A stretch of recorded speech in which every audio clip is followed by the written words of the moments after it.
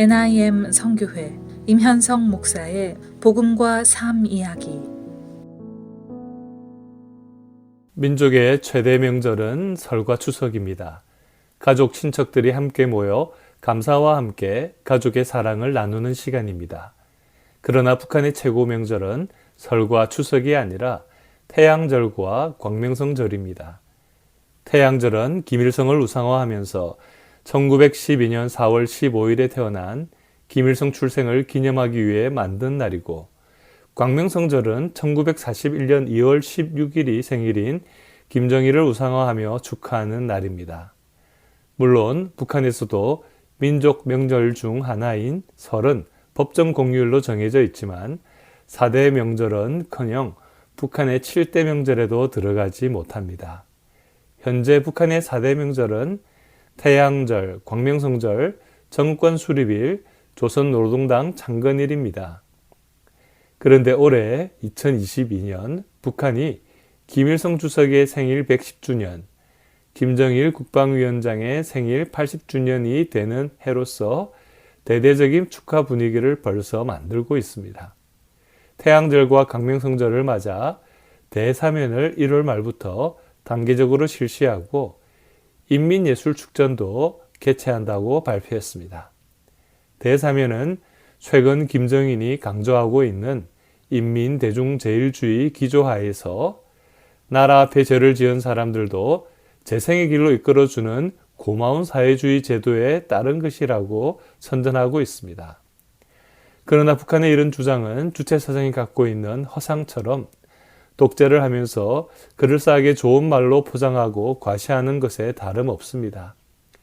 북한 주민들에게 김일성, 김정일을 우상했던 것을 이용하면서 선대를 공경한 듯한 이미지를 만드는 하나의 시도에 불과합니다.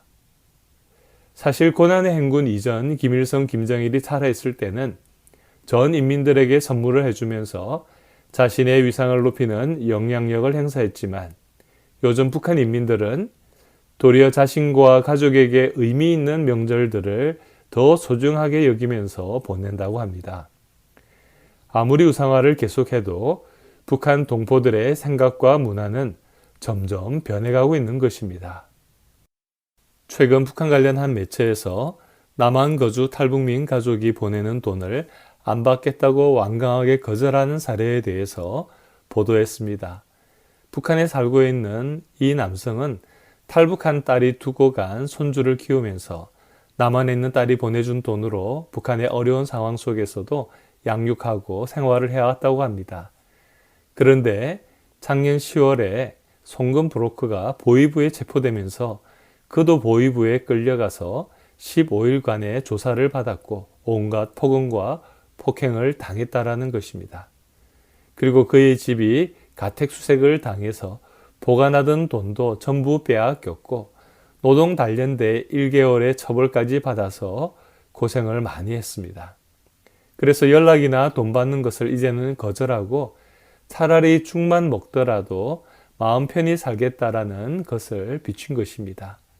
어차피 돈을 보내도 이제는 보위부에 모두 빼앗기고 처벌도 더욱 심해지는 상황이기 때문에 많은 사람들이 북한에서 그동안 탈북한 가족들에게서 도움을 받았지만 이젠 이것을 점점 두려워하면서 주저하고 있다는 것입니다.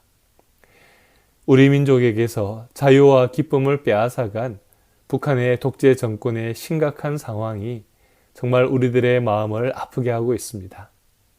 하나님께서 이제 북한 독재 정권이 이런 악행을 멈추고 그들의 모든 잘못된 것들이 더 이상 북한 동포들을 고통 가운데 몰아넣지 않도록 함께 기도하기를 원합니다. 남과 북의 이산가족들이 서로 상봉하고 기쁨을 나누게 될 날들이 오기를 기도합시다.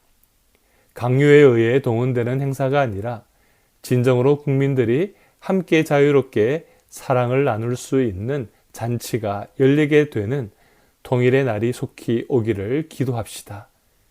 예수님이 불러주시는 잔치, 죄 사함과 회복과 사랑이 가득한 잔치가 북한 땅에 열리게 되기를 기도합시다. 기쁨의 기름으로 슬픔을 대신하며 찬송의 옷으로 그 근심을 대신하시는 은혜의 날이 하루속히 북한 땅에 임하게 되기를 우리 모두 간절히 기도하기를 바랍니다. 지금까지 NIM 선교회 임현성 목사의 복음과 삶 이야기였습니다.